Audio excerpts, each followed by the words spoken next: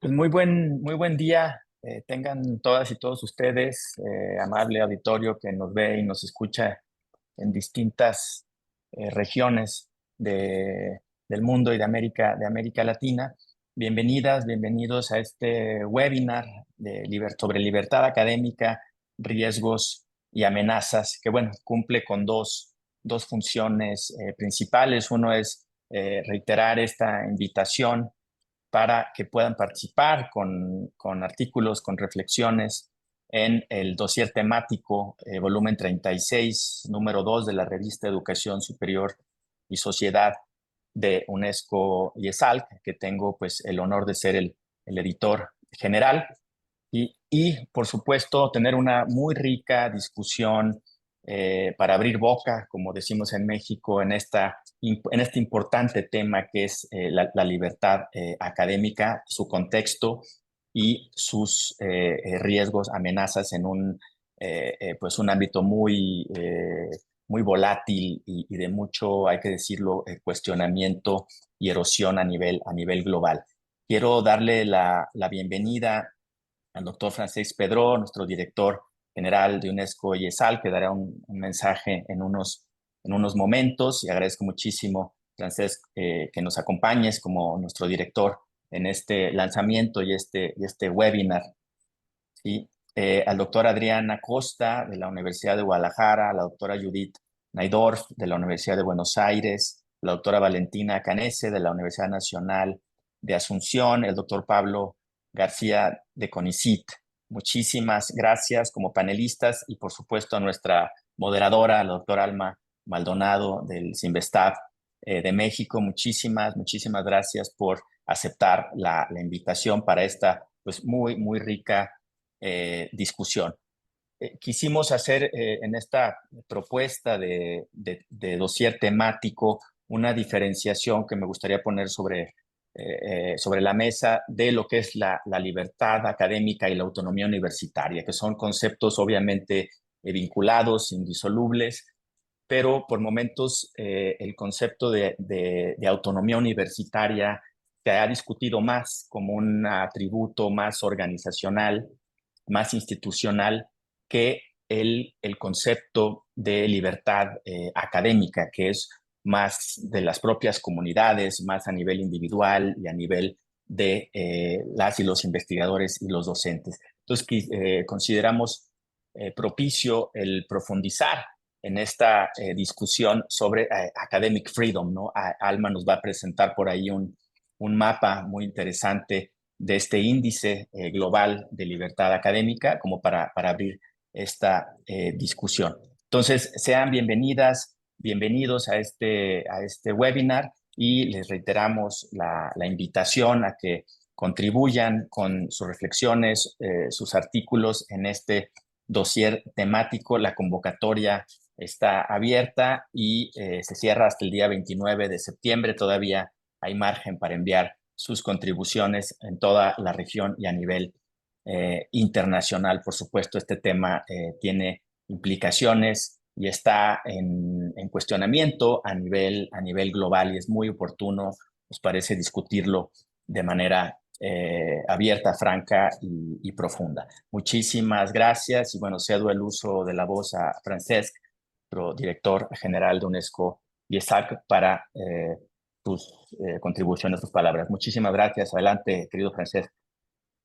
Muchísimas gracias, Carlos Iván. Realmente es siempre un placer escucharte y yo la verdad no puedo resistirme a la tentación de decir que ojalá, en lugar de hacer un llamado hoy a este número especial, pudiéramos ya estar hablando del resultado, ¿verdad? Porque es un tema capital. Quizá me gustaría empezar, voy a ser muy breve, no se preocupe. Me gustaría empezar con una historia entre triste y tragicómica un poco, que escuché recientemente. En una universidad clásica europea, un profesor asistente que acababa de llegar a la academia se empeñó en desafiar el status quo. Y durante una reunión en el decanato de la facultad muy tensa sobre la libertad de cátedra, se puso en pie, como solo un joven podría hacerlo, y declaró: propongo que votemos para abolir la gravedad en el campus. Por supuesto, hubo un momento de silencio, en fin, con un poco de risas y demás, y la decana confundida le preguntó, bueno, ¿y cómo propones implementar eso, ¿no? Y el joven profesor respondió sarcásticamente, bueno, si podemos votar sobre qué ideas son aceptables en la academia, ¿por qué no también sobre las leyes de la física? Bueno, no sé si es una broma o es algo tragicómico, ¿no? Pero creo que sirve para resaltar lo absurdo que puede ser intentar controlar o limitar el libre intercambio de ideas en el ámbito académico. Me recuerda, por lo menos a mí, que la libertad académica, en cierta manera como la gravedad, debería ser una fuerza fundamental e incuestionable en nuestras instituciones, en nuestro trabajo y en el respeto que debemos exhibir hacia el trabajo de otros. Creo que a todos, y probablemente sea un trabajo para este número especial, a todos nos cuesta mucho definirla, ¿no? O ponernos de acuerdo sobre lo que sea. Pero parafraseando lo que una vez dijo un juez en Estados Unidos, aunque no sepamos muy bien definirla, percibimos perfectamente su ausencia. Ciertamente los datos, y creo que la profesora Alma Maldonado pues, hará una presentación con más detalle, los datos internacionales de los que disponemos son alarmantes. En los últimos años, la libertad académica aparece amenazada en más y más países de todo el mundo, ¿no? Un informe reciente publicado en Alemania muestra que hay en el último año 23 países del contexto mundial que se encuentran en episodios de declive de la libertad académica. Y, en cambio, solo en 10 se puede decir que en este último año se haya percibido un progreso, ¿no? Nosotros mismos, el Instituto Internacional de la UNESCO para la Educación Superior, hace escasamente un poco más de un año, tuvimos la necesidad de denunciar públicamente un atentado claro a la libertad académica en un país concreto de nuestra región. En los datos que tenemos, que son muy preocupantes, nos vienen a decir que prácticamente la mitad de las personas que habitan este mundo viven en países donde la libertad académica está completamente restringida. Lo voy a decir otra vez, la mitad del mundo vive en países donde la libertad académica está completamente restringida. En nuestra región tenemos casos, sin duda, pero no se podría decir que nuestra región es la región donde se vive con mayor presión esta búsqueda incesante, ¿verdad?, de maneras de censurar o de reprimir la libertad académica. De todas maneras, no son malas noticias todo, porque si comparamos la situación actual con la de 2023 o incluso más atrás, con 50 años atrás, en realidad hay más de 50 países donde la libertad académica se ha ampliado, ¿no? Por tanto, en cierta manera, el progreso es posible. Y ciertamente, en un mundo como el que ahora habitamos, la polarización no ayuda. En sociedades muy polarizadas, y las nuestras lo son, las universidades acostumbran a quedar atrapadas en lo que podríamos llamar la división de nosotros contra ellos, ¿no? Sin embargo, me da la sensación, y esa es la perspectiva de la UNESCO, de que es precisamente en estos contextos de tensión, de polarización, donde las universidades son especialmente importantes, ¿no? Están en una posición única para contrarrestar la polarización con tres cosas, yo diría fundamentalmente. Primero, con un discurso abierto. En segundo lugar, con la producción de conocimientos científicamente sólidos, recordando que ahí donde hay evidencias tenemos que atender a la evidencia, y finalmente con unos procesos formativos de calidad, ¿no? Por tanto, yo diría que, aunque es verdad que una cosa es la libertad académica y otra la autonomía universitaria, creo, en fin, se nos llevaría muy lejos, pero creo que las dos cosas están íntimamente ligadas. Espero que realmente en este número de Educación Superior y Sociedad podamos explorar a fondo estos temas, ¿no? Analizando, pues no sé, desde estudios de caso, tendencias globales, en fin, la llamada que ha hecho el profesor Carlos Iván Moreno y su equipo me parece muy clara en este sentido, ¿no? Déjenme terminar reafirmando que desde la UNESCO, desde nuestro instituto, creemos firmemente que la libertad académica y la autonomía son pilares fundamentales para el progreso de la sociedad y no solo de la ciencia. Son esenciales no solo para la producción del conocimiento, sino también para recordar que debemos mantener siempre un espíritu crítico y comprometido. Por tanto, déjenme que termine expresando de nuevo mi más sincero agradecimiento al director de nuestra revista, Carlos Iván Moreno, cuya visión y liderazgo han sido y serán fundamentales para llevar a buen puerto este número especial y otros que vendrán, ¿no? Y quiero extender igualmente mi gratitud a los antiguos editores, a los coeditores, que van a necesitar trabajo y dedicación porque no será fácil dirimir qué artículos realmente tienen contenido científico y qué otros muestran sencillamente opiniones. Déjenme que concluya con un llamado a la acción. Y ese llamado a la acción se circunscribe a recordar que debemos mantenernos muy vigilantes, defender activamente tanto la libertad académica como la autonomía universitaria, porque solo así podemos enfrentar los desafíos complejos de nuestro tiempo y construir un futuro mejor, más sostenible y sustentable para todos. Ojalá con este evento consigamos atraer la atención de tantos y tantos autores y especialistas que pueden hacer contribuciones para ayudarnos a progresar en este año. Muchísimas gracias y de nuevo la palabra al profesor Carlos Iván Moreno. Muchísimas gracias, querido Francés, por tus importantes reflexiones. Por supuesto, las comparto de manera íntegra. Querida Alma, pues adelante para pasar con nuestro webinar y iniciar la discusión. Tienes el uso de la voz. Hola, pues muchas gracias, primero que nada, a Francesc y a Carlos Iván por la invitación para moderar esta importante mesa que creo que va a poder convocar, ¿no?, al debate, a la invitación para participar en el número de la revista. Creo que es un tema del cual en América Latina tenemos muchas cosas que decir, muchos casos, muchas situaciones, entonces me parece muy atinado además que hayan combinado el tema de la autonomía universitaria con la libertad académica. Como bien lo señalaban, estamos en un momento realmente intenso sobre los riesgos y la situación de la libertad académica en el mundo. Por ahí, y si me pueden poner el mapa brevemente, es solamente mostrarles los datos que existen en el Academic Freedom Index. Estos son datos del 2023 sobre cuál es la situación de la libertad académica en el mundo. Creo que es interesante entender que las distintas regiones tienen cada una temas variados, ¿no? Y que América Latina, si bien no es de las regiones con más problemáticas, sí hay algunos puntos críticos, pero desde luego Asia, la región de Asia, la región de Medio Oriente, tiene situaciones críticas. Entre más rojo y más intenso el rojo es donde existen mayores problemas. Y por supuesto también el continente africano, ¿no? No sin tomar en cuenta que hay matices y etcétera.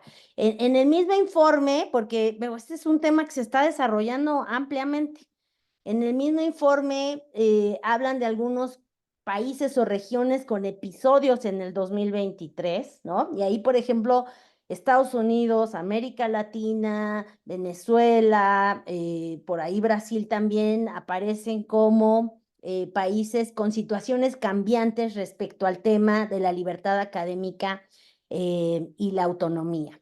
Entonces, bueno, si dejamos ya el mapa, solamente quisiera decir que de las cosas más interesantes, y lo mencionaba Francesc en su introducción, es que cada región ahorita tiene diversos aspectos por discutir, ¿no? Y si pensamos en Estados Unidos, por ejemplo, a partir de todas las protestas estudiantiles, hay amplios debates sobre cuál es el papel de la universidad, sobre qué hacer frente a los movimientos estudiantiles o a las protestas.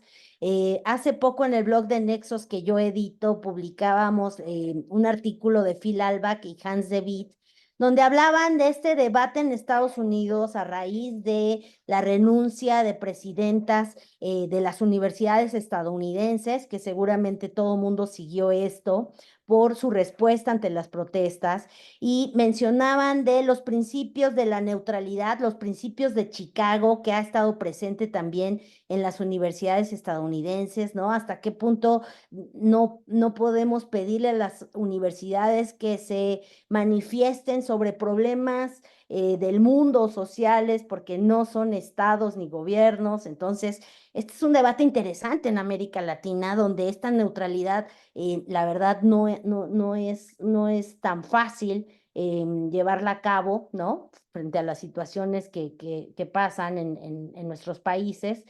Hace poco estaba en la reunión de CHER, del Consorcio de Educación Superior en Europa, y las discusiones eran otras que tienen que ver con hasta dónde la libertad puede extenderse, tanto de una protesta o la libertad académica de quienes laboran en las universidades. Por ahí ponían un ejemplo, ¿no? Y decían, a ver, ¿qué pasaría si un profesor de una ingeniería petrolera en su clase recibe una protesta de estudiantes que consideran que ante el cambio climático esas son materias que ya no deberían de enseñarse, y hasta dónde, ¿no? Traspasar el tema de, sí tengo derecho a protestar, pero también tengo derecho a enseñar lo que yo considere que es importante. En fin, son muchos los debates, y en esta mesa tan importante con los invitados que tenemos, vamos a abordar en 3 momentos distintos este tema. Yo les voy a pedir que ellos pidan las participaciones, y así vamos otorgándoselas. Y quisiéramos empezar con el tema justamente de la definición de libertad académica, ¿no? ¿Cómo la definimos? ¿Qué elementos la componen?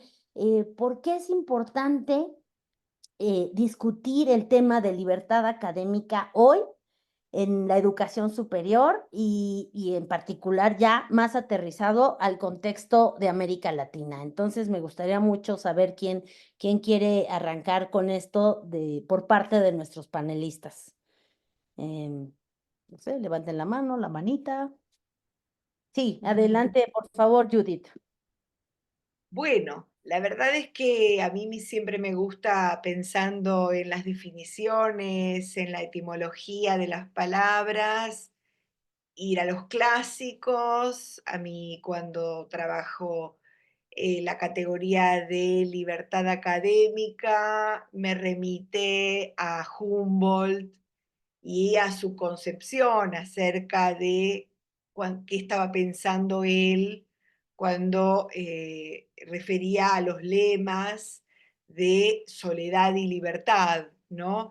Al respecto, bueno, cuando él refiere al lema aspiracional de la soledad y la libertad, debemos remitir, bueno, a la cultura individualista, al romanticismo, a su relación también en referencia a la libertad académica como aspiración máxima para la realización de las funciones en torno al servicio al Estado, ¿no? Siempre una libertad académica en función de poder cumplir con las necesidades del Estado, que, recuerdan ustedes, debía entrometerse lo menos posible para que las universidades pudieran cumplir con esta función. Hay un autor llamado Claudio Bombecchio, un italiano, que hace un trabajo maravilloso de compilación de muchos de los autores clásicos, que va a revisar de varios autores, de Hegel, de Stagel, de Schopenhauer, de Nietzsche, de otros, las definiciones. Se lo recomiendo muchísimo, un libro que se llama El mito de la universidad, varias definiciones sobre la libertad académica, esta idea de vincular la libertad académica con la autonomía universitaria. Yo la había encontrado ya por allí en 2012 en varios documentos de UNESCO, cuando UNESCO estaba pensando en aquella época la autonomía universitaria con autonomía responsable, ¿no? Esta idea de no soy autónomo porque hago la mía, sino, bueno, una autonomía responsable respecto de la función social de la universidad. Hoy en día no voy a ahondar porque la pregunta fue muy concreta la tuya, solo voy a dejar picando algo muy importante que nos está pasando a nosotros, que es algo que también pasa en Brasil y en Argentina, que es algo nuevo, que nunca lo habíamos vivido, que es un ataque frontal de los gobiernos a el cercenamiento tremendo a nuestras libertades académicas. Luego voy a explayarme sobre eso. Muchísimas gracias, Judith. A ver, Pablo, te escuchamos. Bueno, buenas tardes a todos. Bueno, agradezco mucho a IESAL que esta posibilidad de encontrarnos y compartir y poder dialogar desde diferentes perspectivas, desde diferentes rincones de América Latina y Caribe sobre este tema. Me voy a sumar un poco a lo que planteaba recién Judith, intentando pensar este concepto de libertad académica. A mí me gusta definirlo como un principio fundamental de nuestro trabajo como académicos, ¿no? Digo, pensándolo como un principio estructural que tiene que ver con la garantía que tenemos profesores, investigadores, de desarrollar nuestro derecho a enseñar, a investigar, a debatir, a publicar nuestras ideas sin temor a que haya represalias que pueden venir desde múltiples lugares, ¿no? Digo, me gusta pensarlo como los espacios de poder, ¿no? La libertad académica tiene que ver con eso, con poder publicar, por poder investigar, por poder enseñar, desde una mirada, desde el respeto, ¿no? Pensándolo en particular en el caso de América Latina, también me gusta pensarla en relación a la pertinencia local de los intereses, necesidades, problemáticas. Digo, nosotros vivimos en un continente atravesado por las desigualdades, por lo cual ahí nuestra agenda académica es muy fuerte y tiene que ser muy fuerte y libre de poder expresarse e investigar para encontrarles respuestas. Así que por ahí es lo que planteaba Judith desde una mirada más histórica, lo traigo un poco más hacia adelante, hacia pensar un poco las problemáticas locales y le sumo también pensando como ex editor de la revista también, pensando posibles artículos que pueden llegar, que al fin y al cabo animamos a eso, a ver, bueno, ¿qué pasa hoy en día con la cuestión de la cultura de la cancelación, ¿no? Cómo las redes sociales empiezan a intervenir y se juegan como en un nuevo actor que interviene acerca de decir qué está bien y qué está mal, sobre qué está bien investigar, sobre qué está mal, qué es pertinente, qué no. Digo, por ahí esos también podrían ser temas que, además de los históricos, podemos traer la cuestión de la libertad académica a la agenda contemporánea. Eso como para esta primera ronda de intervenciones.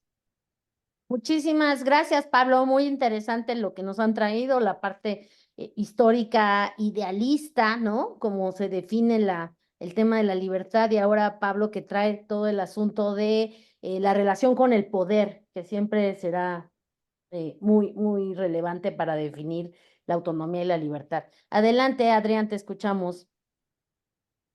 Sí, gracias. Un saludo a todas y a todos los colegas que comparten este panel y a quienes nos escuchan, nos siguen por las redes. Bueno, creo, digamos, para iniciar, digamos, esta primera intervención en este primer bloque, yo diría, partiría de una premisa fundamental. La libertad académica no surge ni en el vacío histórico, ni en el vacío institucional, ni en el vacío social. Es decir, siempre hay un contexto que le va dando forma, contenido, alcances, dimensiones a lo que entendemos como libertad académica, particularmente en las universidades. Efectivamente, en términos históricos, esto se remonta a la universidad contemporánea. No estamos hablando de la universidad medieval, Estamos hablando de la universidad moderna y contemporánea que surge en algún cubículo de la Universidad de Berlín a principios del siglo XIX por Humboldt, efectivamente, como dice Judith, pero que se despliega en todo el mundo con distinta fuerza e intensidad en diversos contextos. Y la libertad académica se constituye, como dice Pablo atinadamente, no solo como un principio de filosofía de la vida académica, sino también como una garantía política que tienen las universidades para proteger su autonomía. Yo, digamos, suelo siempre afirmar que la autonomía de la universidad contemporánea en América Latina, y lo podría extender a otras regiones del mundo, la autonomía universitaria descansa en dos nudos principales que son el corazón de la autonomía. Por un lado, la libertad académica, que es la libertad de investigación y de cátedra, y por otro lado, el autogobierno universitario. Me parece que estos constituyen el corazón, el núcleo duro de la autonomía. Pensar la libertad sin autonomía es un contrasentido. Es decir, no puede haber libertad académica donde la autonomía universitaria es violentada o poderes externos a la universidad colonizan a la universidad con sus propios intereses. Esto, por eso, es importante vincular siempre la libertad académica con el autogobierno de las universidades. El otro punto que yo agregaría a esto es cómo definir hoy la libertad académica. Uno puede encontrar distintas definiciones sobre la libertad académica en distintos momentos y en distintos contextos.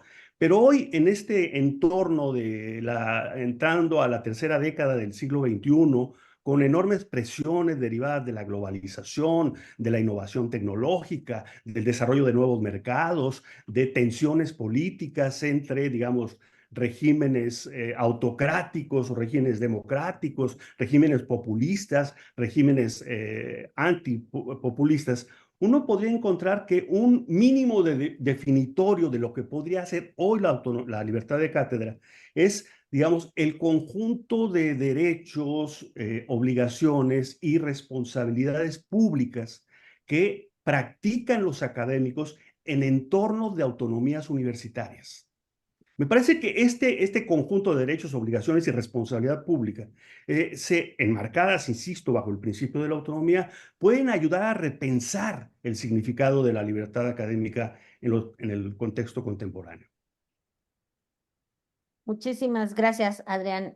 Realmente muy interesante ir sumando distintos elementos a este debate. Así que escuchamos ahora a Valentina.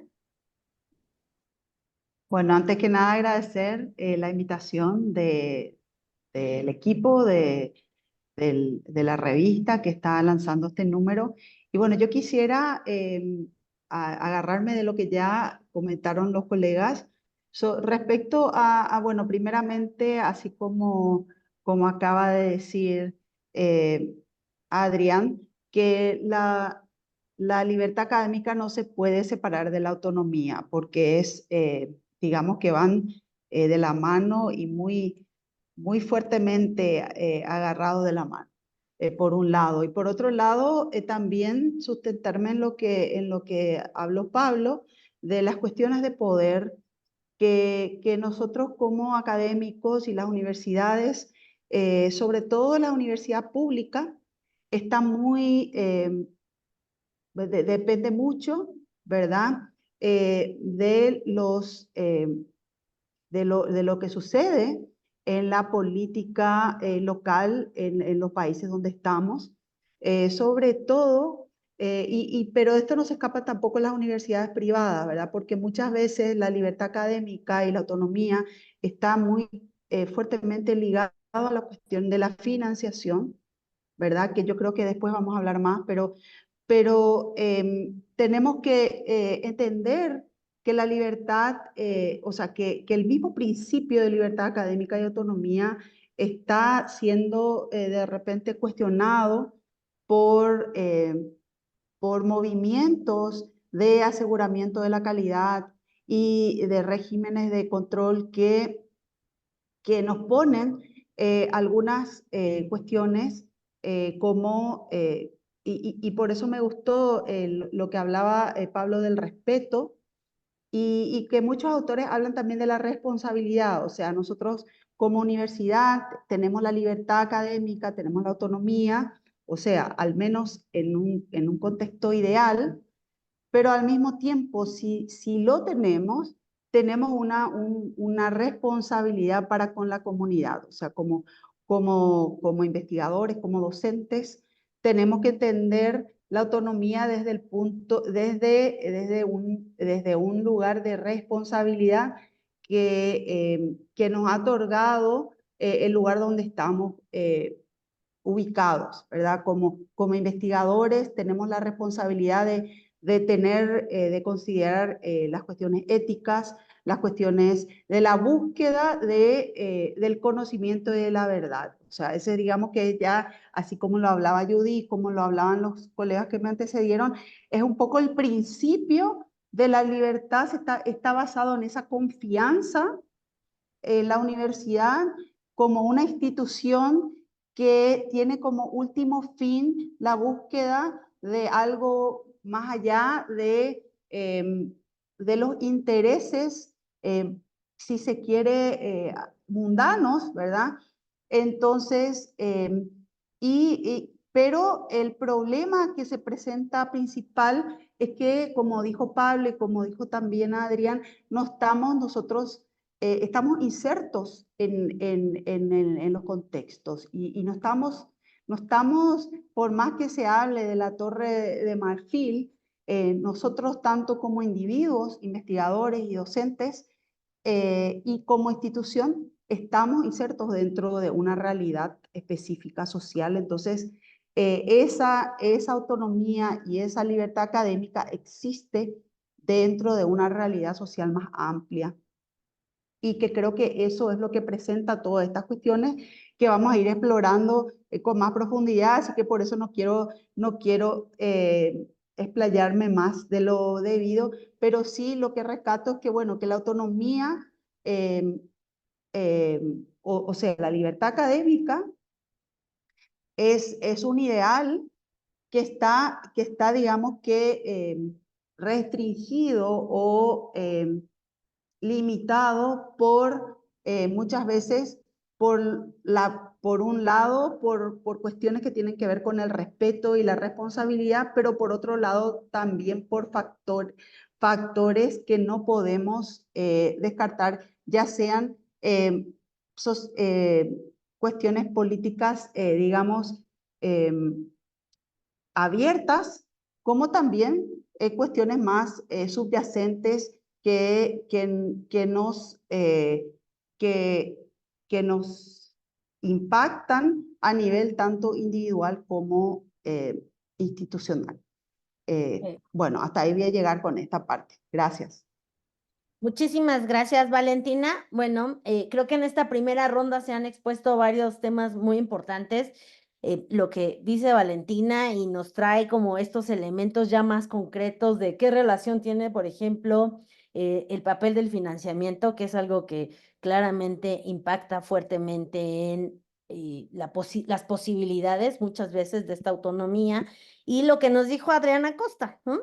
Estamos hablando de conceptos ya aterrizados en las universidades de hoy, ¿no? Y en las sociedades actuales. Entonces, me parece que se plantearon estos primeros elementos y me gustaría abordar, hay muchos ángulos que podríamos discutir esta mañana.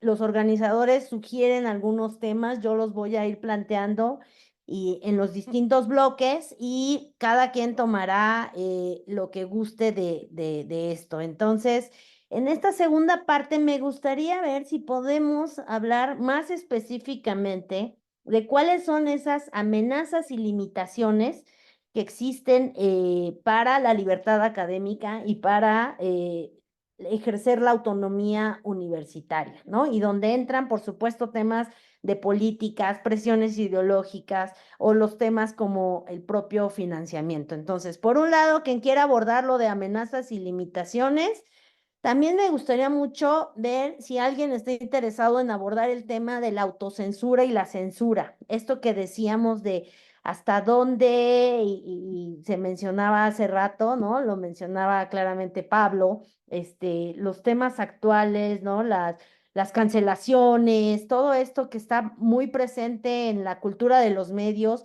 hasta dónde está impactando también en las universidades. Y por último, también en este bloque, si alguien quiere abordar cómo impacta todo esto en la calidad educativa de las instituciones. Entonces, estoy tratando básicamente de abordar varios temas y lo que quieran tomar en este segundo bloque, pues adelante. Es difícil abordarlo todo, por supuesto, pero yo se los planteo así y a ver qué les gustaría tomar. Entonces, adelante, Adrián, por favor.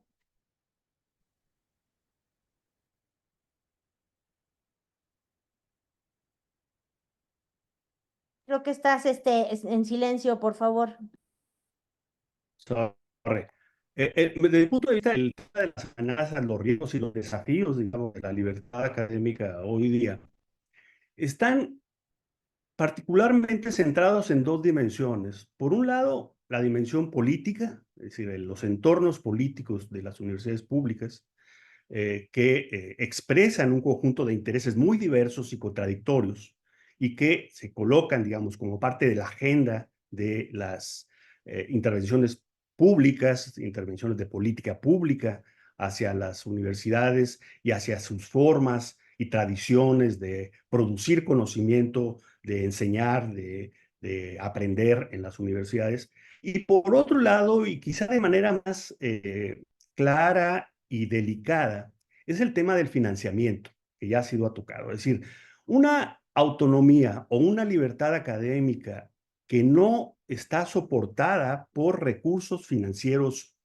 suficientes, a la larga termina por debilitar las redes que sostienen el edificio frágil de la libertad académica, ¿no? Es decir, me parece que ahí esas dos dimensiones, la política, la de financiamiento, están en el centro de las amenazas que están, digamos, en el entorno como pendientes, digamos, de el tema del ejercicio efectivo de la libertad académica.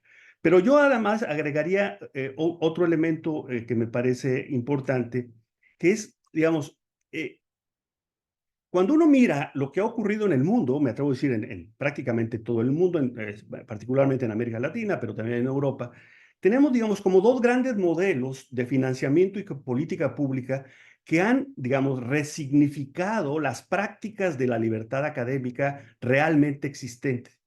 Por un lado, digamos, estos modelos de regulación basados en, digamos, los enfoques de la nueva gerencia pública, que están basadas fundamentalmente en el uso intensivo o selectivo de incentivos al desempeño y a la productividad de la vida académica en las universidades. Eso me parece que ha modificado de manera importante, no sé si significativa, pero de manera importante las prácticas académicas, donde la libertad de decidir sobre los temas, sobre los proyectos, sobre las prácticas académicas, parecen haberse, digamos, remodelado en un esquema de incentivos a veces muy claramente identificados, a veces vagos, a veces de efectos perversos. Me parece que ahí es un elemento importante de este modelo o esquema de regulaciones públicas basadas en esto que puede ser denominado la ideología de la nueva gerencia pública. Pero por otro lado están resurgiendo las tendencias hacia modelos más burocráticos de gobierno de la educación superior, que se traducen en restricciones financieras puras y duras, restricciones de políticas sin ningún tipo de incentivos o de estímulos al desarrollo de la libertad académica. Me parece que estos dos grandes modelos de política pública son algunos de los componentes contextuales que nos ayudan a explicar cómo sobrevive o cómo se desarrolla la libertad académica en las universidades de América Latina.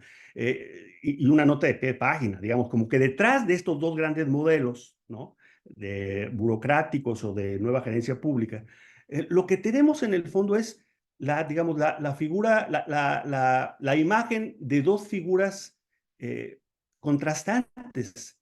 Por un lado, la del académico imaginario, que se comporta de acuerdo a los incentivos o que está, digamos, sujeto a las disposiciones burocráticas del Estado o de sus propias universidades, y por otro lado los académicos reales, los de carne y hueso que todos los días trabajan en las universidades y que se comportan de muy diversas maneras, ¿no? El primero, el académico imaginario, es el investigador de tiempo completo que vive de la universidad para desarrollar docencia, investigación, extensión.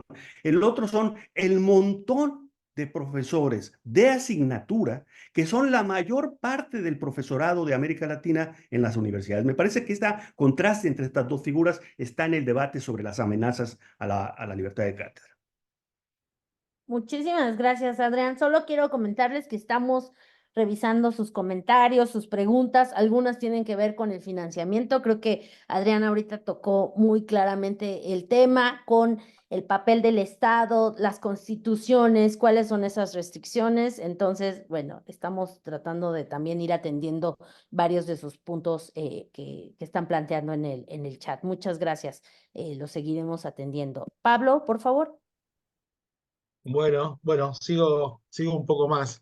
Es muy interesante el chat porque ahí se está dando como un panel en paralelo, ¿no? Con también sus propias discusiones, que yo también estoy intentando recuperarlas. Pensando un poco en lo que decía Adrián e intentándole sumar algunos aspectos, digo, con respecto a esta cuestión del financiamiento, que en el chat aparece tan fuerte también, pensar al momento de discutir estos temas de libertad académica, no solamente la cantidad de financiamiento, sino también el origen, ¿no? Creo que ahí se nos presenta muchas veces otros debates acerca de cuál es el origen del financiamiento que se consigue para el funcionamiento de las universidades, de las instituciones en general. Digo, hablábamos como limitaciones de la libertad, la cuestión de la interferencia política en algunos contextos, la cuestión de las presiones ideológicas. Yo mencionaba antes la cultura de la cancelación, pensaba también en, bueno, esta idea del financiamiento condicionado, ¿no? Cuando se promueven determinadas líneas para financiar con más, con mayor caudal. Quisiera agregarle otro componente a pensar como límites de la libertad académica que tiene que ver con el acceso a los datos, ¿sí? Creo que ahí en educación tenemos algunas cuentas pendientes todavía en nuestra región.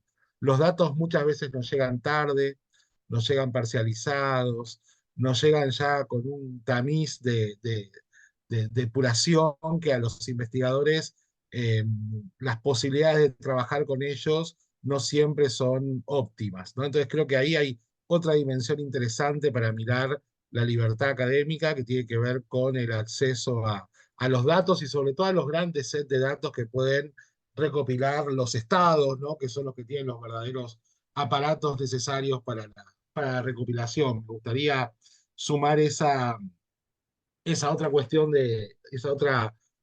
como una limitación. Y después también intentando pensar un poco el mundo contemporáneo, eh, también el discurso de difusión de nuestras actividades, ¿no? Digo, en la difusión de los resultados de la investigación, también ahí encontramos un problema.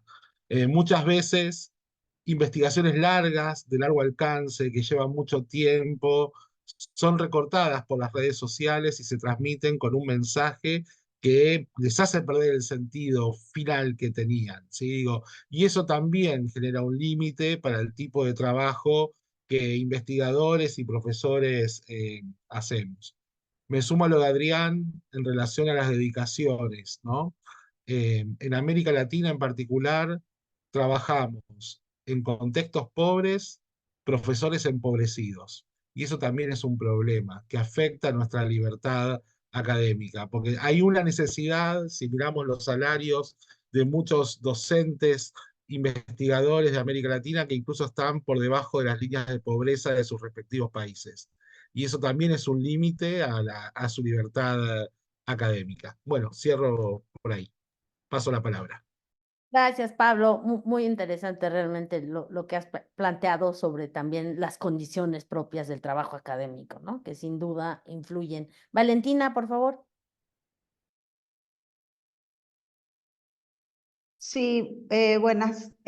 Bueno, yo quisiera también continuar con lo que ya pusieron sobre la mesa Adrián y Pablo con respecto a esas limitantes que tenemos en las universidades aquí en nuestra región.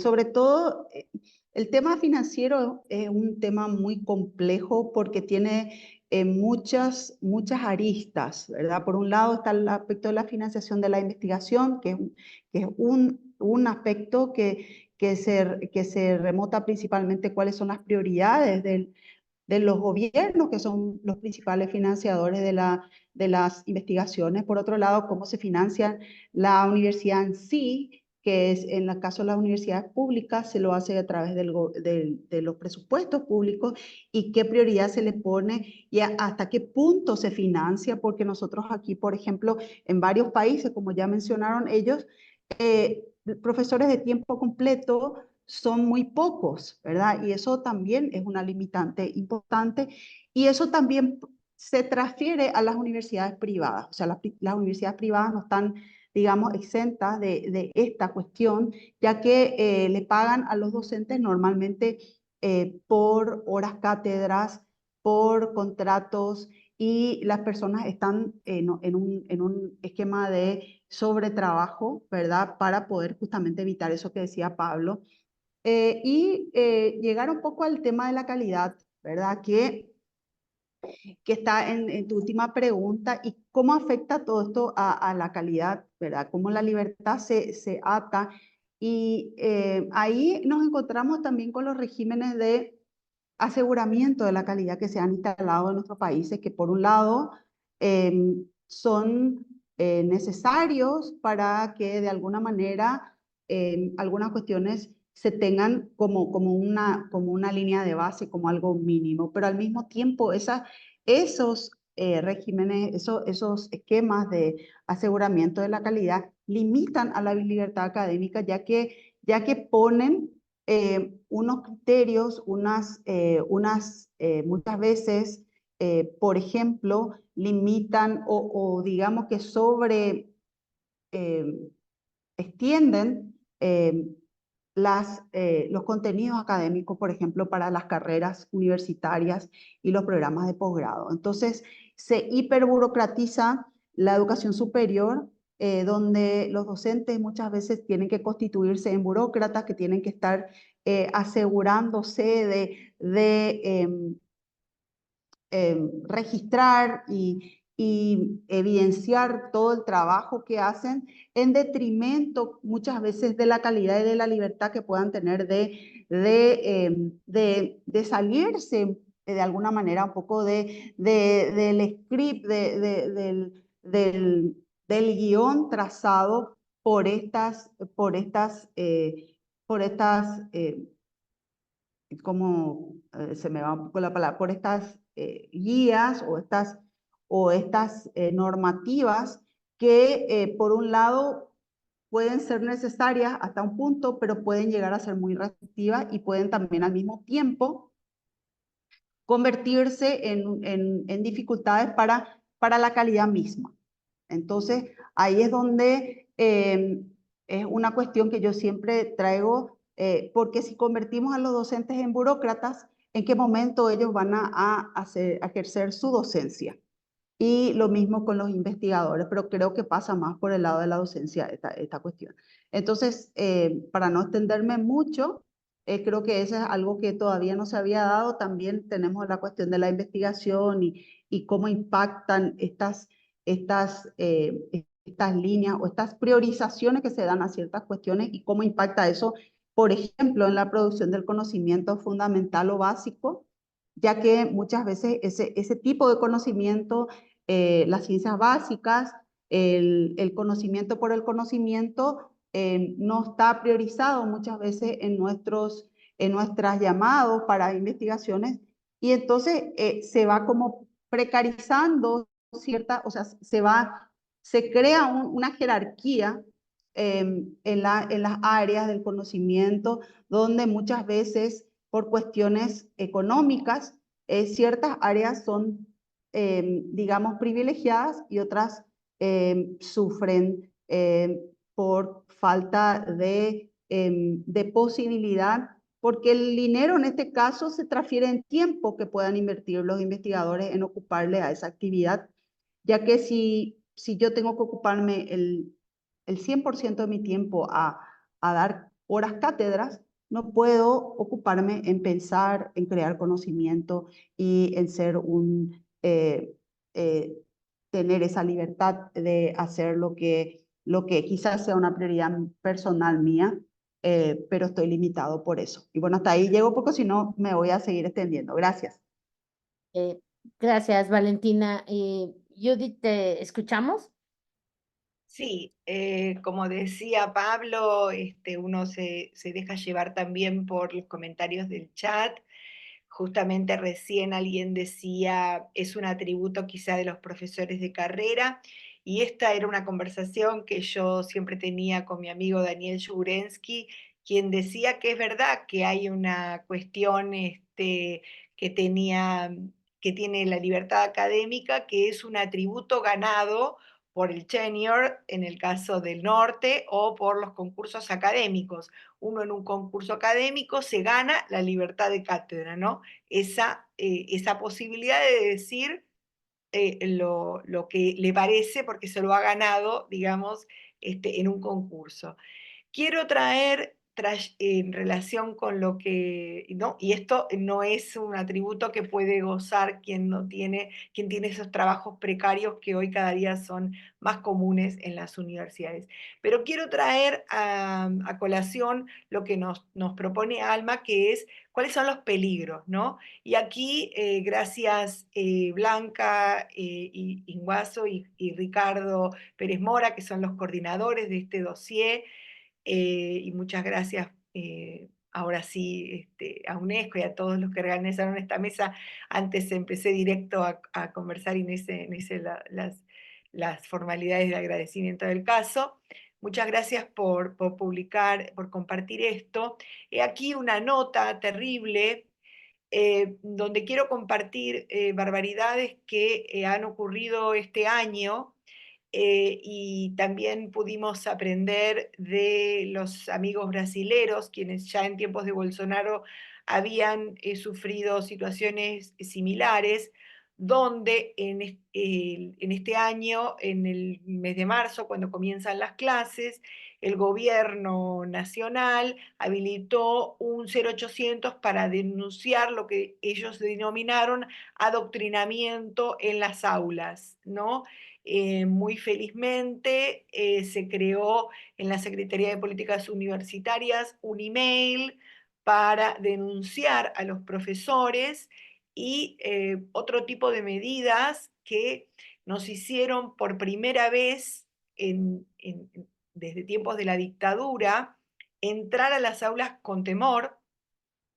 Realmente no sabíamos si estaba avalado que nos filmaran, si existía la posibilidad de que nos denunciaran. Entramos, bueno, nos conversamos en la cátedra, bueno, cómo manejarnos, cómo decir, y la verdad es que les cuento nuestra experiencia personal, fueron los propios estudiantes los que nos avalaron y nos dijeron, por favor, profesores, sean los de siempre, díganos lo que nos tienen que decir, los estamos esperando, nosotros necesitamos esa otra campana porque estamos todo el tiempo llenos de fake news y venimos acá a recibir de ustedes la palabra, otra palabra. Bueno, es algo realmente muy, muy tremendo. Fuimos a recibir a los protocolos que sabíamos que existían. Yo había estado en tiempos de Bolsonaro en Brasil y había participado en varios congresos de instancias donde sindicatos y otros espacios tenían protocolizado, bueno, cómo actuar. Ellos tienen otro tipo de legislaciones que tuvieron que crear para proteger a los profesores frente al ataque también promovido en su momento por el Estado, de denuncia a sus profesores, con mis hijos no, bueno, ¿se acuerdan ustedes todo ese tipo de cuestiones que son nuevas para nosotros? Como bien mostraba Alma en ese mapa, nosotros no estamos entre las peores situaciones. Mi amigo Gustavo Fishman también me contaba las barbaridades que se vivían en Hong Kong, ahí donde no se puede hablar de determinadas cosas. Los profesores, digamos, este tema de la libertad académica es un tema de diario, de horror, digamos, donde cosas que no se pueden decir, nosotros no estábamos acostumbrados, pero lamentablemente, y sin hablar del tema de financiamiento, ¿no?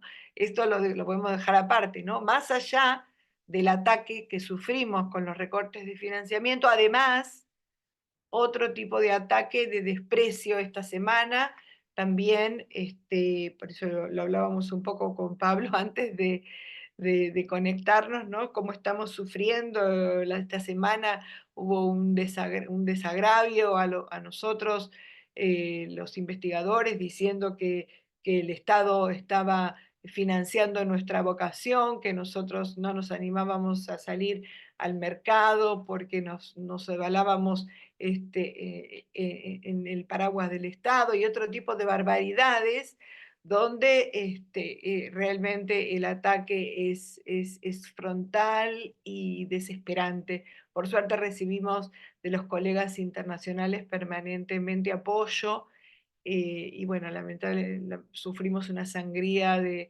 jóvenes, y fugas de cerebros y cosas que ya se enteraron, y bueno, y estamos aquí resistiendo, viendo lo que está pasando. Pero la libertad académica está siendo atacada como no la vivíamos desde la última dictadura militar. Híjole, pues muy, muy duro testimonio, Judith, y muchas gracias por compartirlo. Creo que esto ejemplifica muy claramente algunas de estas tensiones, ¿no? Que se dan con respecto a las instituciones, a los estados, a los gobiernos, que son muchas de las preguntas que nos están haciendo, el papel de los actores, los maestros, los sindicatos, cómo juega todo esto en la complejidad de definir la libertad académica y la autonomía. Voy al siguiente bloque. Solo quiero decir que creo que esto les da muy buena idea de todo el potencial que existe para el número de la revista. Me parece que se puede abordar desde distintos ámbitos, casos específicos, algo más teórico, más conceptual. En fin, creo que estamos, ojalá, ofreciendo todas estas distintas perspectivas para que se animen a enviar sus artículos. Vamos al tercer bloque, son 4 nada más. Entonces, en el tercer bloque, además, quisiera ver si podemos centrarnos, porque ya han estado mencionando temas muy importantes, como las condiciones en las que se trabaja y entonces se puede o no ejercer la libertad. Se mencionaron temas de transparencia, de modelos burocráticos, y ahorita vimos un ejemplo concreto, ¿no? Pero me gustaría ver si algunos quieren abordar lo siguiente, que son cuáles son algunas de las acciones concretas que podemos pensar para defender la libertad académica y la autonomía. Esa es una de las propuestas para abordar en este bloque. La otra quizás es un poco más general, cómo lograr entornos más libres, pues en estos contextos que estamos viviendo actualmente en algunos países donde hay situaciones más críticas que en otros. ¿Cuáles son estas políticas o marcos normativos que permiten un mejor ejercicio de esta libertad y de la autonomía? También si alguien quiere abordar el tema de cómo se puede entrar a trabajar temas controvertidos, hay muchos ejemplos de esto, dentro de las aulas sin caer, ¿no? En una situación problemática o confrontacional dentro de las propias aulas. Entonces, ahí les dejo los temas, ustedes deciden qué toman. Y Pablo ya levantó la mano, adelante, por favor. Bueno, arranco con esta vuelta de comentarios, que también es interesante. Yo pensaba el difícil rol que van a tener los editores de la revista, porque evaluar este tipo de artículos tiene también su complejidad, ¿no? Entonces ahí hay un gran desafío al plantear este tema en un dossier eh, académico y demás. Pensando un poco acciones que protejan, que sostengan, que acompañen la libertad académica, creo que ahí tenemos ejemplos bien interesantes en los organismos colegiados, ¿no? Digo, creo que es importante el sostenimiento de organismos colegiados de decisión que se sostienen sobre la representación, ¿no? Sobre la representación digamos, los diferentes cuerpos de las universidades. Me parece que eso es importante. Ahí entra en tensión muchas veces con los nuevos modelos de gobernanza universitaria, ¿no? Que muchas veces, como mencionaba antes Adrián, en algún momento están más personalizados, tienen un rol más vinculado al gerenciamiento, y bueno, creo que una forma de pensarlos es a partir de organismos de gobierno colegiados, basados en la representación también de los diferentes claustros. En el ámbito científico también podemos pensar esta estrategia, ¿no? Digo, a partir de la evaluación de pares, una evaluación basada en criterios académicos, científicos, con criterios que son expuestos públicamente, que se conocen, ¿no? Que quien participa de los proyectos sabe cuáles son los criterios con los que se va a evaluar, todo lo que nos aleje de la discrecionalidad ideológica, ¿no? Creo que favorece le da fuerza a la libertad. Creo que también fuertes políticas públicas de financiamiento de la educación también son una estrategia para favorecer la libertad académica. Tener buenas instituciones con recursos, con profesores bien remunerados, todo eso forma parte de un contexto favorable al libre ejercicio de la docencia, de la investigación, con posibilidades. Me parece, yo lo pensaría en relación a estas tres cuestiones, ¿no? Los órganos colegiados, por un lado, la presencia de evaluación de pares, por otro, y el fuerte financiamiento público a la investigación y a la docencia. Bueno, paso la posta a quien quiera seguir. Muchas gracias, Pablo. Adrián, por favor. Sí. Para este tercer bloque, yo estoy pensando y retomando parte de las conversaciones que se han hecho acá y en la participación de los chats, yo anotaría como tres elementos fundamentales que tienen que ver con la defensa de la libertad académica o de las libertades académicas en las universidades hoy día. El primero es el reconocer que la libertad académica no significa, como comúnmente se podría pensar en algunas áreas o en algunos campos o entre algunos sectores de la sociedad, no significa que los académicos hacen lo que quieren. Es decir, no significa que los académicos, las académicas, desarrollan proyectos en base a lo que se les ocurre. En realidad, la libertad académica es una flor muy delicada que se produce en contextos muy organizados. Es decir, hay el académico, la académica, se forman en ambientes académicos donde son, digamos, gobernados por una ética académica y por reglas del oficio académico que van, digamos, penetrando en la subjetividad de los académicos. Los temas de investigación, los proyectos de investigación, las prácticas de docencia son la expresión de estas formas de socialización que tienen los académicos. Esos son, digamos, los límites internos del oficio, de la disciplina que tienen, de las comunidades epistémicas, como se les llama en el ámbito de la vida académica. Son restricciones, son reglas, ¿no? Que van modelando el tamaño, los umbrales y los límites de la libertad académica. Hay otro conjunto de restricciones externas a las comunidades académicas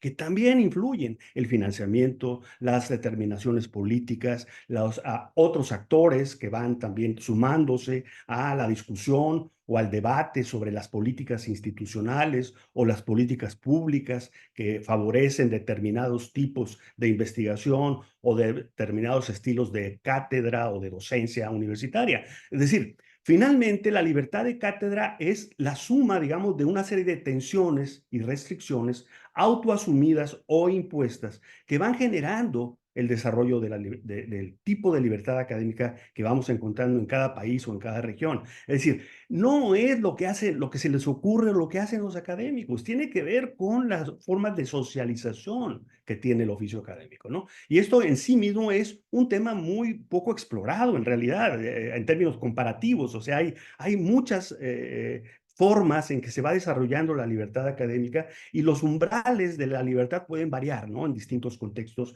de acuerdo a las disciplinas, a los campos del conocimiento, etcétera. Es muy claro que algunas disciplinas, la medicina o la ingeniería, están enfocadas fundamentalmente a la investigación aplicada, resolver problemas, crear vacunas o crear tecnologías, pero hay otras que no, las humanidades, que están desarrollados por otro tipo de códigos de la libertad académica. Entonces, reconocer esa complejidad y esa diversidad me parece importante como punto de partida para dos cosas. Uno, devolver o fortalecer la legitimidad de la vida académica en la sociedad. Me parece que lo que hemos visto en las últimas 3 décadas con distintos modelos de regulación pública es un deterioro, una desconfianza en torno a lo que hacen las universidades y los académicos, a través de las métricas de evaluación, a través de indicadores de calidad y excelencia, lo que eso signifique, ¿no? Y esto va generando restricciones externas que en el fondo revelan una desconfianza sobre lo que hacen las y los académicos universitarios. Y por otro lado, la burocratización salvaje de la vida académica, ¿no? Que también parte de un principio de desconfianza de los universitarios, de los académicos, sobre sus actividades cotidianas, ¿no? Ahí, insisto, creo que esas partes son importantes. Y la otra elemento asociado a esta reflexión es que quizá el desafío mayor en términos de la libertad académica no es solo devolver la confianza, la legitimidad, la autoridad que puede tener las académicas y los académicos en los distintos contextos sociales, sino acrecentar o reconocer el valor público que tiene la libertad académica en la vida social contemporánea.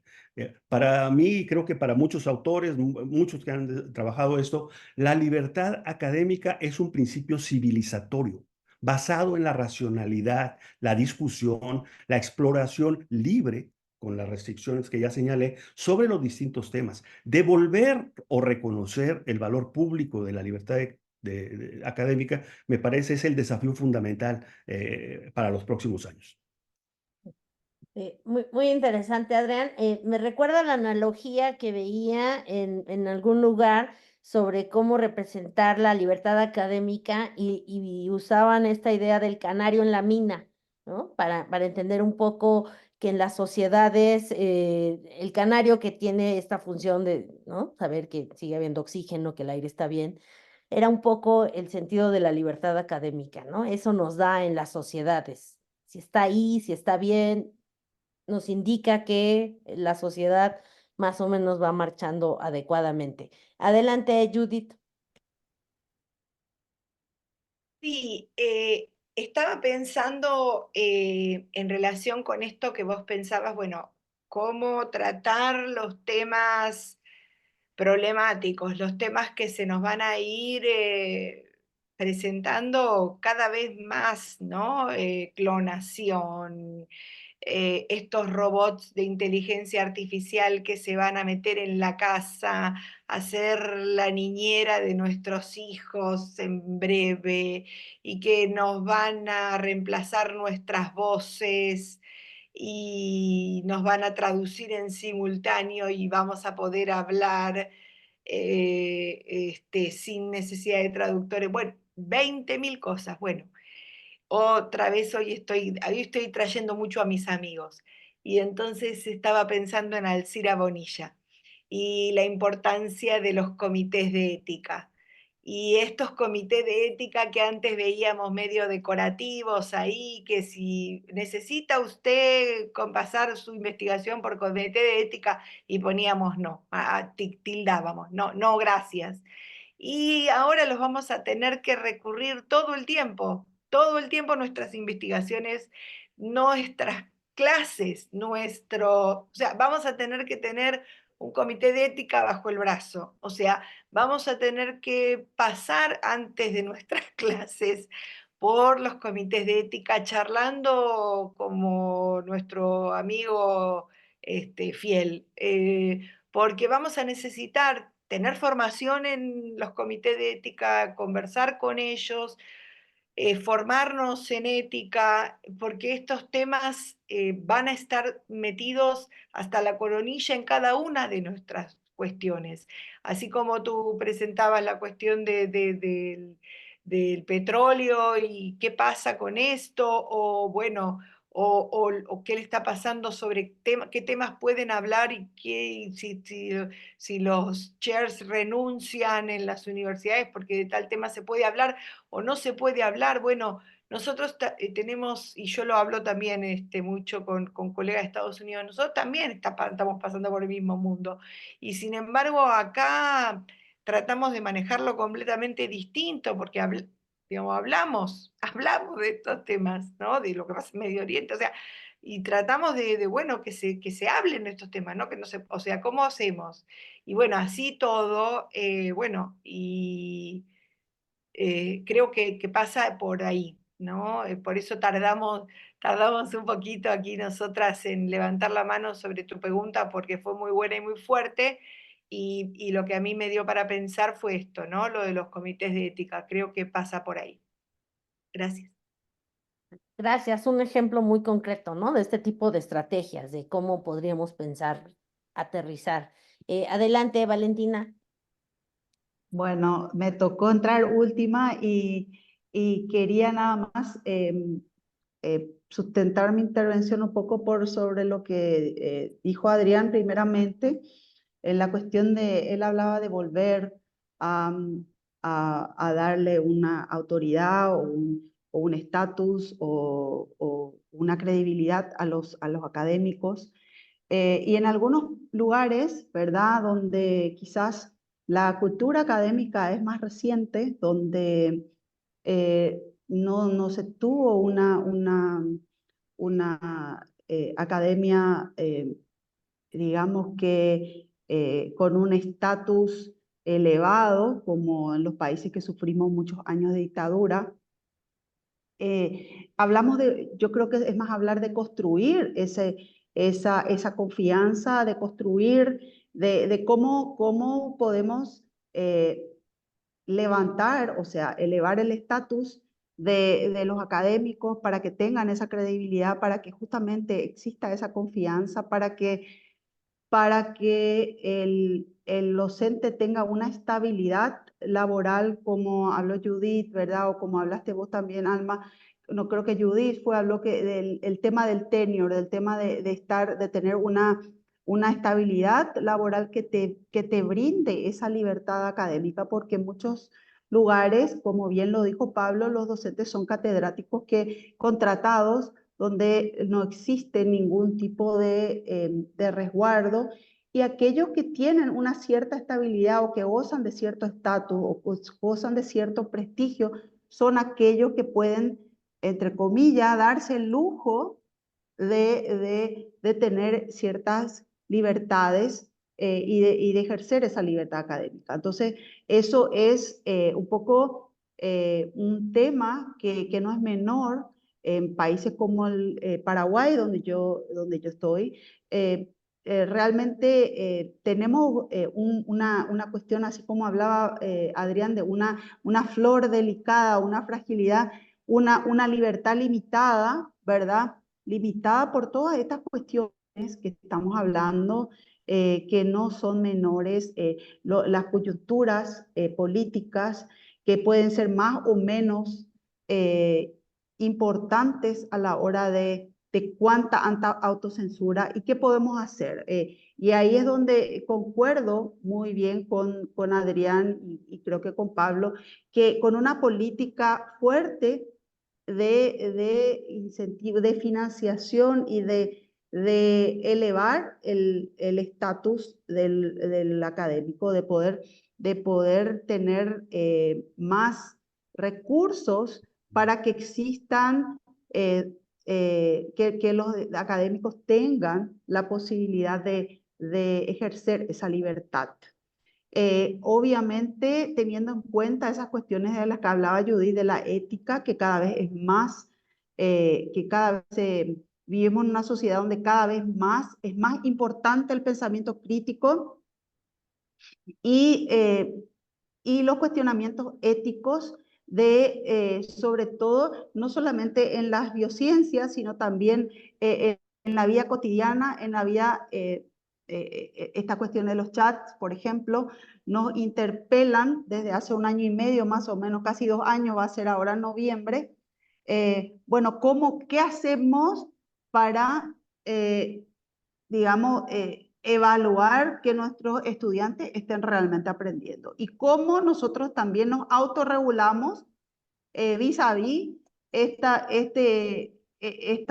vorágine de la desinformación, digamos que por un lado es una herramienta que nos puede facilitar muchas cosas, pero para el mismo tiempo nos trae esta cuestión de que si vamos a dejar de pensar, si vamos a dejar que las máquinas piensen por nosotros. Y eso creo que es cosa que de alguna manera tiene que haber el espacio en la academia para que podamos hablar de estas cosas.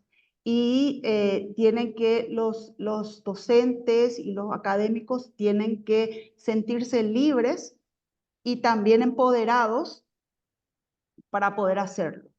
Y eso es una cuestión que no solamente tiene que ver con políticas represivas como las que comentaba Judith y que se dio, sino que también por políticas económicas. Vi en un chat, ahí no puedo seguir tan rápido, los comentarios son muy rápidos.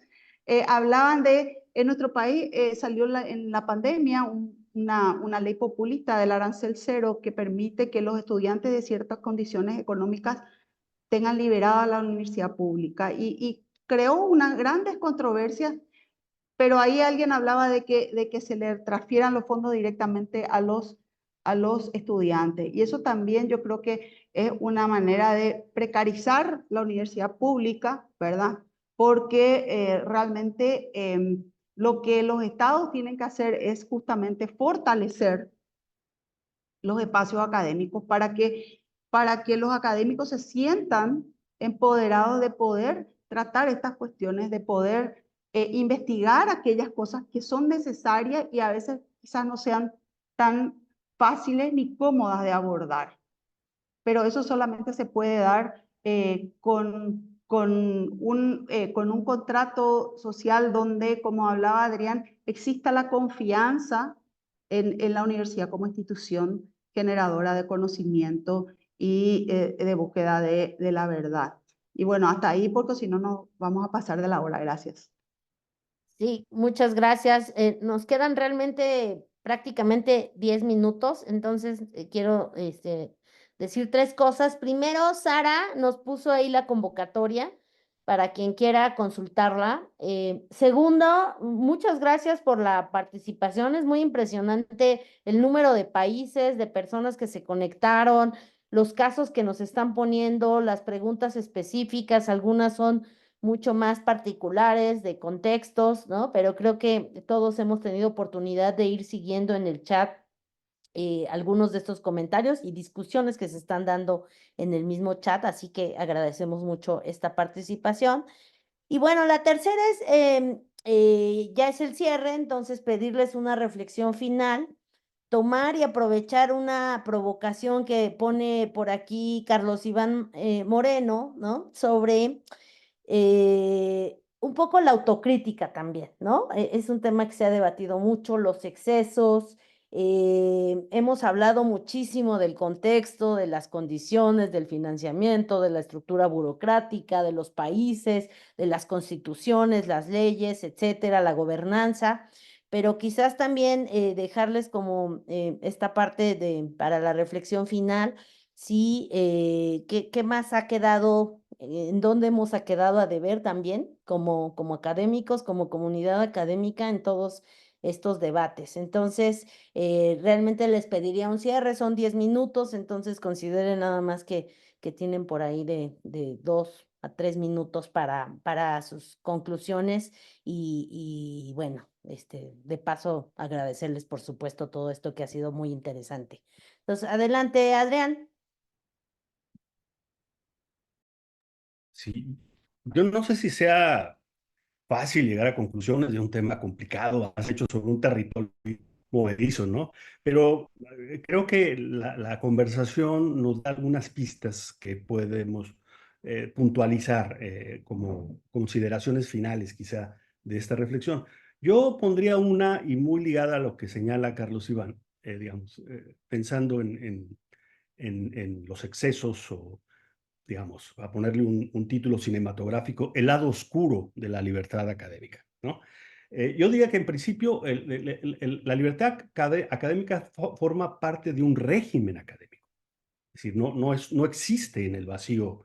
Hay un régimen académico que tiene un componente de ética institucional, es decir, en distintas escalas, en distintas dimensiones, que va influyendo o trata de influir en la honestidad intelectual de los académicos, de las académicas, en el rigor científico, en el rigor, en la racionalidad, en metodologías probadas y discutidas, en la colegialidad de la vida académica, de las decisiones académicas. Me parece que ese régimen académico es el que cobija a la figura de la libertad académica, la libertad de cátedra, la libertad de investigación.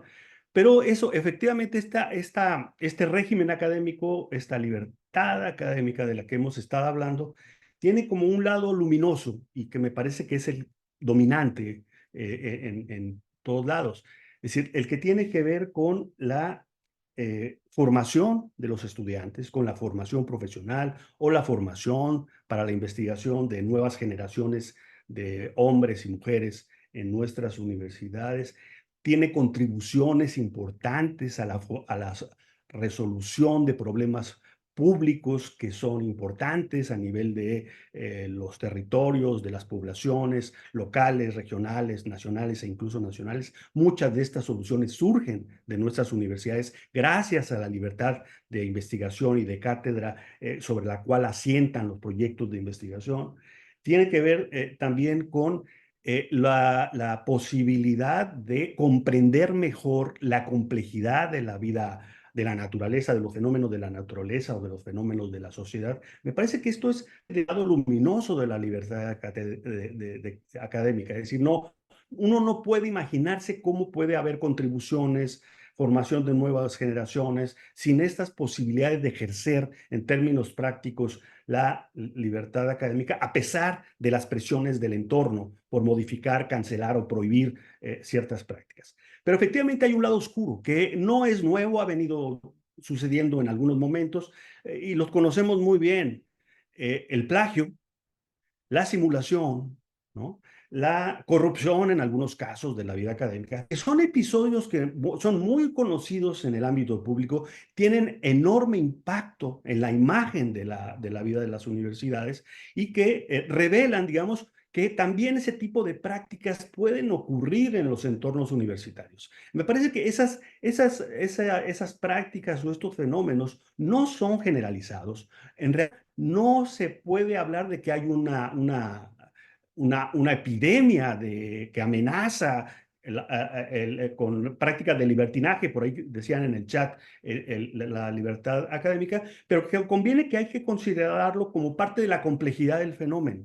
La pureza de la libertad académica no garantiza la no hechura de prácticas o de desviaciones de estas propias prácticas, ¿no? Escudadas en la libertad académica. Entonces, me parece que estas dos dimensiones, el lado luminoso, el lado oscuro de de la libertad académica, pues hay que considerarlas, digamos, en el mapa de los problemas que enfrenta este tema en nuestra región. Muchísimas gracias, Adrián, por tu participación y por tus contribuciones. Judith. Bueno, yo en algún libro que publiqué por allí, que se llama de la editorial Eudeva, pueden poner Judith Naidorf, editorial Eudeva, los cambios en la cultura académica de la universidad pública, denuncié o algo así la autonomía universitaria entendida como endogamia, ¿no?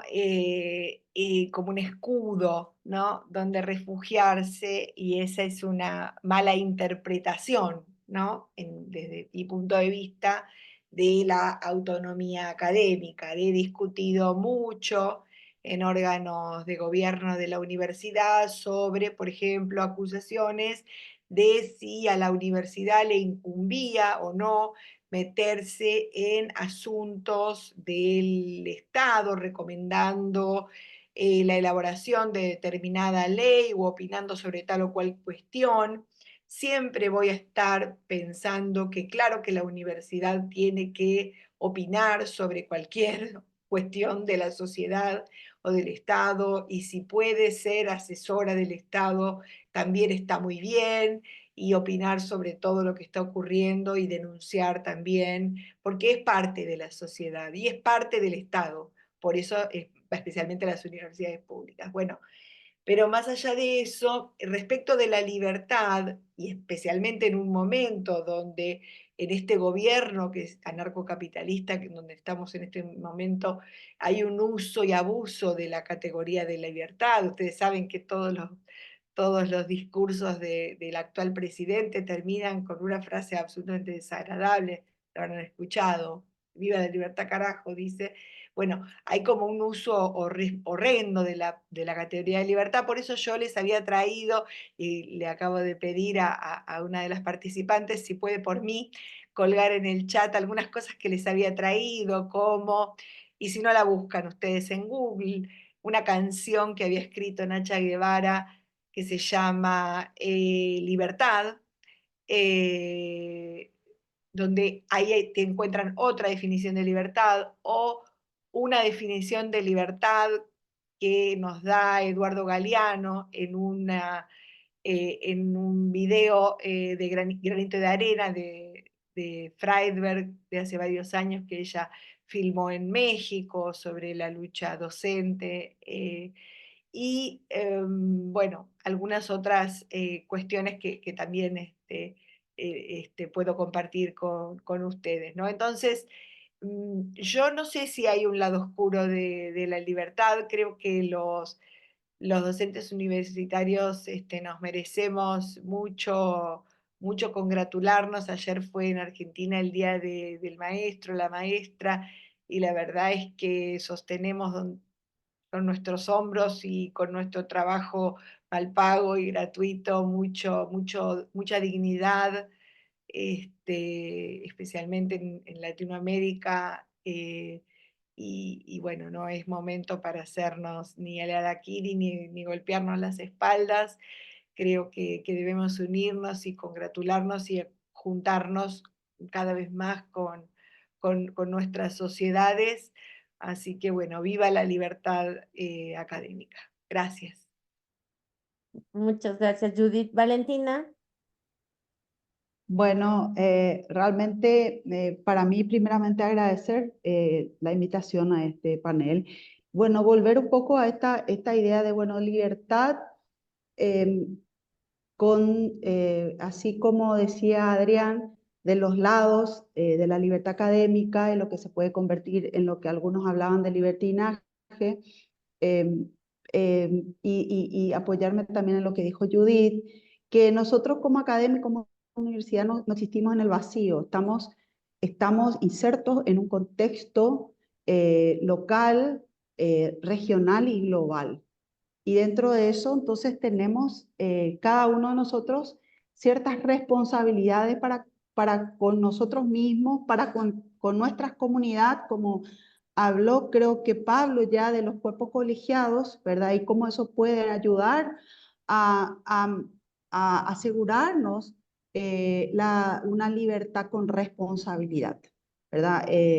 Ser responsable ante nosotros, ante nuestros colegas, es cierto. Lo que pasa es que si bien estamos mucho en la mira, existen también esas cuestiones de las que hablaba Adrián, que leemos de los abusos que existen a nivel global de lo que yo le llamo, y muchos otros también, yo creo, el capitalismo académico, ¿verdad? Que en muchos lugares hay como una puja, una presión extremadamente fuerte hacia los académicos, a la producción entendida como publicación y en revistas de alto impacto, con X número de citas, etcétera, que es lo que lleva quizás a ese lado oscuro del que hablaba Adrián. Pero situándonos como miembros de una comunidad primeramente académica y que se relaciona con el contexto, nosotros como docentes somos responsables ante nuestros estudiantes de brindarle la mejor formación posible, que sea pertinente, que sea ética, que justamente les prepare para enfrentar con pensamiento crítico los desafíos que nos trae una sociedad cada vez más incierta. Como universidad, desde el punto de vista de la vinculación social responsable ante nuestras comunidades, ¿verdad? Ante cómo podemos nosotros colaborar como académicos y cómo esas comunidades nos pueden servir también para informarnos de las problemáticas y de dentro de eso buscar nuestra libertad y finalmente como investigadores ante la sociedad más ampliamente entendida, porque muchas veces somos responsables ante los entes financiadores que también responden a intereses, ¿verdad? Entonces, muchas veces desde ese punto de vista es donde nuestra libertad se encuentra como un poco limitada y bueno, tenemos que ver cómo podemos ejercer esa libertad con respeto y responsabilidad, volviendo a las palabras que dijo Pablo y que alguien también ya dijo. Bueno, y nada más, eso para no extendernos de la hora más de la cuenta. Muchísimas gracias, Valentina. Por último, Pablo, por favor. Súper breve mi intervención. Creo que la libertad académica no tiene que incluir a los discursos del odio. La libertad académica no tiene que incluir ningún tipo de discriminación. Libertad académica no es no tener rigor científico académico. Creo que el mejor modo de defender nuestro trabajo es hacer un trabajo riguroso, académico, científicamente riguroso, ¿no? Alejándonos de la imposición ideológica, rindiendo cuentas también por nuestro trabajo y también militando la libertad y la autonomía que tiene que ser la bandera de nuestras instituciones. Los animo a todos a escribir en este dossier que seguramente va a traer reflexiones sumamente interesantes para pensar estos temas que están en la agenda de América Latina cada vez más.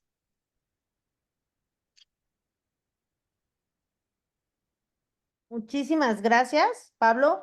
A mí nada más me resta agradecer su participación, haberse conectado, agradecer por supuesto a los ponentes tan interesantes puntos. Solo quiero decir que es muy difícil abordar todos los temas, ¿no? Se nos quedan muchas preguntas, muchos aspectos, el asunto de la calidad, por ahí en el chat nos pedían que le entráramos más. Yo también me quedo un poco con la reflexión de que casi siempre hablamos más de la libertad académica en relación con la producción de conocimiento y quizás menos con la formación de estudiantes, ¿no? De cómo le entramos ahí al tema y quizás a veces es porque es más escabroso, porque hay más debate, por ahí se mencionaba qué hacemos con el adoctrinamiento, existe o no también. En fin, creo que casi siempre nos quedamos en ese nivel, menos en el de formación de estudiantes y mucho menos en el de la difusión o el servicio a la sociedad, ¿no? Que también es esa otra gran misión de las instituciones. En fin, hay muchos temas y yo le paso la palabra a Carlos Ivana. Por supuesto, agradezco la invitación de UNESCO y ESALC y de Carlos Iván para moderar este evento. Muchas gracias. Muchísimas gracias, Alma. Pues muy breve, un par de reflexiones de cierre.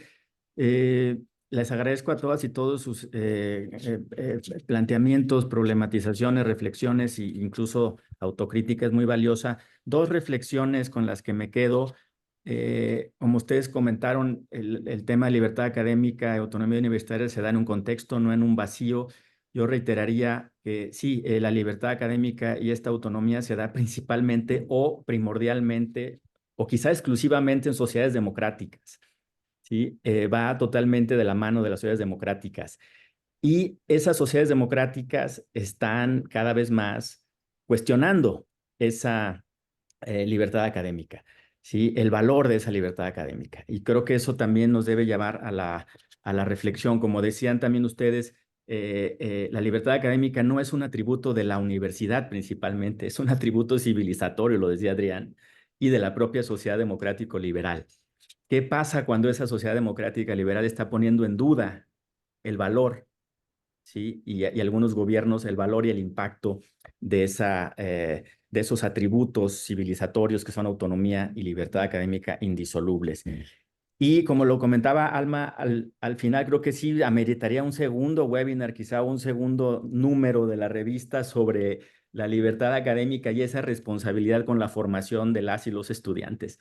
Creo que sí hay hay a nivel global, sobre todo en Estados Unidos y en Europa, ese cuestionamiento creciente a cómo se vincula la libertad académica, la libertad de cátedra con el éxito estudiantil, con el enfoque en el aprendizaje estudiantil, con lo que sucede en el aula, con las dinámicas de enseñanza-aprendizaje, y quizás si no estamos quedando a deber un poco en ese sentido. Cierro con también recomendando este estupendo libro de Ronald Daniels, el rector de Johns Hopkins, que se llama ¿Qué le debemos las universidades a la democracia? Un libro de autocrítica muy importante de una de las universidades más prestigiadas, la más antigua de Estados Unidos, sobre qué están dejando de hacer las universidades en promover, fomentar los valores democráticos. Yo tomo esa idea también para parafrasear y decir si estamos quedando de ver algo las universidades en materia de libertad académica, demostrar su valor y vincularlo con el éxito y el desarrollo de las y los estudiantes.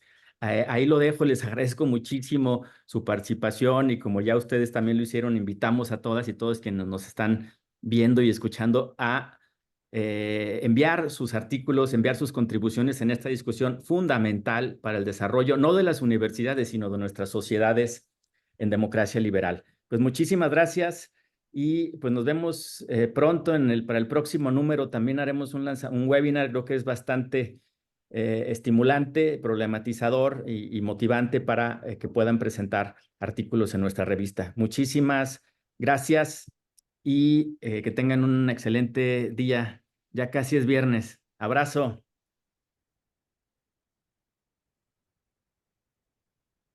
Luego. Gracias, Alma. Hasta luego, muchas gracias. Adiós. Abrazo a todas, todos.